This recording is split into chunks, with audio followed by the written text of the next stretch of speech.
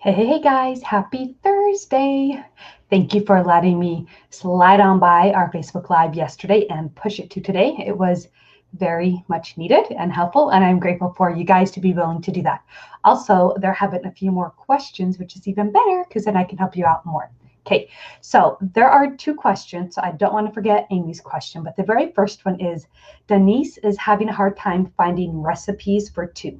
So, first off, if any of you guys have lots of recipes or if you cook for two and you have some really good recipes for two, post the links below or the recipe book. Or she's never really been big into cooking until about the coronavirus started. So, the easier the recipes, the better, but more specifically food storage related, then go ahead and post them below and she would be very happy about that. But along that line, I wanted to give you guys some tips because I know Denise probably isn't the only one cooking food storage for two. A few tips for about doing and planning a food storage for two people. Okay. It says I'm live, but I want to make sure. If you're here, tell me hello that you're on live. If you're watching the replay, let me know if you're on the replay. I love to know who watches these things and say hello. It makes me feel like I'm not just talking to my lovely window and neighbor's brick wall out there. Okay, so my tips for food storage for two. First off, these aren't in any specific order. They're just kind of tips and ideas for you to think about, and you really want to do what is going to work best for you. Okay. So the first one is ideally, if you can find recipes for two people, then go ahead and use them and convert them into shelf stable ingredients. That is great. But I know how hard it is to find recipes for two because when I was first married, I couldn't find any recipes for two. And when I started my food storage, it was pretty much impossible to do a recipe-based food storage plan on recipes for two because a recipe will call for a whole can of tomato sauce. Well, I don't really want to buy a can of tomato sauce and throw the rest in the garbage or that type of thing. So this is where I fall into, I would just plan my food storage recipes for four people. So back to the two people. If you can find a recipe for two people using whole ingredients like a whole can of this or a whole can of that, then that's fine. Go ahead and use them. But I know it is really hard to find a recipe for two and it doesn't call for like half a can of something. So the other thing you can do is if you have recipes for four, you can try to cut them in half. So this usually works well for baking. So pancakes, muffins, anything where you're just baking, you can always cut the recipe in half or even in a quarter type of thing. But for the casseroles and for the bigger pasta, you can usually cut down. But for the bigger meals and stuff, it is hard to turn that four-person recipe into two because they're calling for a whole ingredient, like a whole can of this or a whole can of that. And that's where it comes in hard. Keep watching because I'll give you a few tips on that, a few ones down. Okay. So number one is try to find recipes that fit two people. If not, don't stress about it. Go ahead and use a four-person recipe and it's okay. I ended up just planning our food storage for four people. It worked out because we had kids. But the reason why is most of the time when you use your food storage, you are not going to be without electricity. As we found out with the coronavirus, a lot of people use their food storage because they couldn't find the food in the store. So even if you plan a recipe for four, so that you can use all the whole ingredients and you eat it one day for two people, you can have it for leftovers. Because I don't want to give a percentage, but like most of the time when you use your food storage, it's for a loss of job or you're trying to save money or a lot of that different type of stuff. So it's okay to plan your food storage for a four-person recipe and just plan on leftovers for that. In the long run, if you don't have electricity and you need to get rid of that, there might be some neighbors or friends that could use the other part of the meal. Okay, so that's the second tip is just go ahead and plan the recipes for four people and don't stress about it because I stressed about it for a while and it wasn't worth it. And as soon as I stopped worrying about doing food storage for two and just did it for four, it was like this huge like relief off my shoulder because it was way easier to plan that food storage. Okay. So that's a second tip.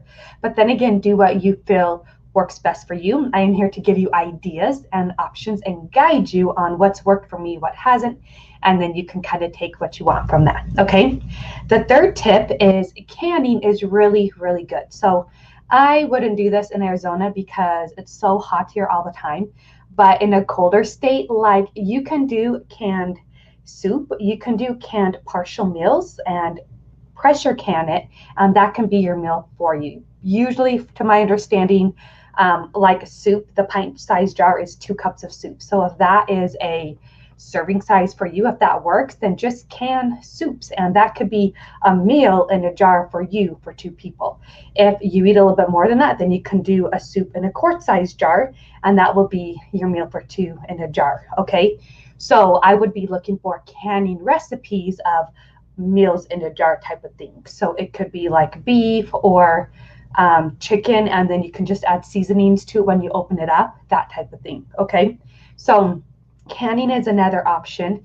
And then the other option, so my fourth tip idea is freeze-dried meals are really, really good in 2 ways. Okay, so freeze-dried meals, and where when I buy freeze-dried food storage for my meals, I buy the whole bulk ingredient in a can, a number 10 can type of thing. Okay, so it's easy for me to just scoop out. If it calls for 2 cups of diced tomatoes, or a can of diced tomatoes, which is 2 cups of freeze-dried diced tomatoes, right? And I'm cutting the recipe in half, so if it's for 2, I can easily just do 1 cup of diced tomatoes. Okay, so you can buy the ingredients separately with your freeze-dried and plan your recipe from that, which is why I love the recipe-based food storage plan. And that's one of the reasons I've leaned more towards freeze-dried food storage instead of canning, other than my kids and glass jars don't really mesh well together, is I can take out whatever I need from that can and know that I have enough, and plan it. Like, so if I need to expand the meal to fit 8 people or shrink it down to 2 people, it's super easy with those freeze-dried ingredients. Another way you can do it with those freeze-dried ingredients is you can do meals in a jar or meals in a bag. And you can do, I love all the meals in a jar, but they're usually for a quart size jar and only feed like a family of 4, which isn't really enough for my family. And so I don't do meals in a jar. I buy the ingredients separately. But that is something that you can do cooking for 2, is to make meals in a jar that are pint size for 2 people instead of a bigger family of 4. Okay, there are a ton of meals in a jar recipe books out there. If you search this group for meals in a jar, I'm sure you will find a lot of posts, because there's been a lot of recommendations from people in this group who love them. Okay, and then the other side of freeze-dried meals is, if you want to invest in a freeze dryer, they're no less than $1,000 and anywhere up to like $5,000. I haven't looked at prices lately, but that's about the general, depending on the size. Is you can cook a meal for 4, you eat half of it, and then you just freeze dry literally the other half of your meal, and then you package it up. Okay, so that is another option for food storage for 2, is to literally just make what the recipe calls for and freeze dry it into your size portions to what you need. Okay, and then the very last tip I have is to think, hang on, so is shelf stable, sorry, I'm trying to word this the right way. Okay, so earlier I talked about how usually meals are hard to cut in half because they call for a whole can of tomato sauce or that type of thing. You can look at what these whole cans are, and you can see what the freeze-dried counterparts are. So back to the tomato sauce, let's say it's calling for a whole can of tomato sauce. There is tomato powder. And depending on how much water you add, it can be a tomato sauce or a tomato paste, that type of thing.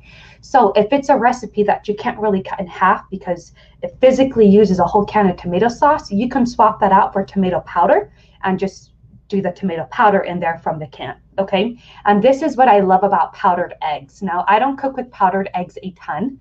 I do use them when I make some of my freezer muffin mixes and stuff, but when you're baking and they call for eggs, it's super easy to cut that recipe down to 2-person, because let's say the recipe calls for 2 eggs and it makes like, say, a dozen muffins, but you only eat 6 muffins. Sorry, the recipe is going to call for 1 egg for this to work. So in order to cut the recipe in half, you need half an egg, right? It's really kind of hard to cut that yolk in half and cut that white in half, and it's just messy. And if you don't want to add the whole egg, you can use powdered eggs. And usually powdered eggs are about 2 tablespoons per egg. So it's super easy to just put 1 tablespoon in instead of 2 tablespoons. Okay, so that is my last tip, is looking at what big items you can't cut in half of a recipe you love, and seeing if there's a freeze-dried powder or dehydrated powder that you can use and substitute for it without using it. Okay, I'm not seeing any questions right now, so let me know if you have any questions about that. I'm going to refresh it.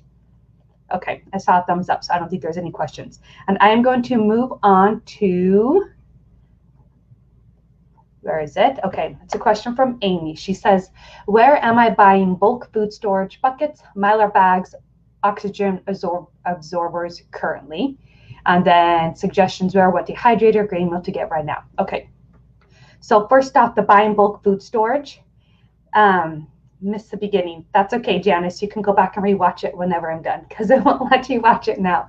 So for buying bulk food storage, honestly, and I think I've talked about this some in the group, but I only buy a few bulk items because when I buy bulk items, it's hard and a pain for me to shrink it to fit in my pantry. And so I found I never used it. But my biggest bulk items, my powdered milk, my sugar and oats, if I do that, my wheat, I all buy it from the LDS Home Goods Store Cannery. I think it's called Home Goods Store. It's a Church of Jesus Christ of Latter-day Saints, usually used to known as Mormons. We're not trying to be called that anymore because that's not what it's about, but I can put the link in it below. But that has the best price that you're going to find anywhere. But I know, honestly, physically right now, it's hard to buy anything bulk because I know the LDS canneries are still closed down, if I remember right. Except ordering online, but there are a lot of companies that are just out of everything because people panicked and bought everything.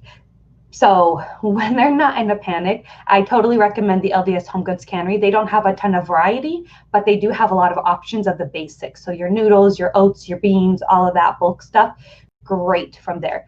I love Honeyville Farms and I love Agrison Farms. Honeyville is probably not doing it as much anymore. Thrive Life, I personally don't like just because they're super expensive, but other people love them. And if you become a consultant, then it is a way cheaper price.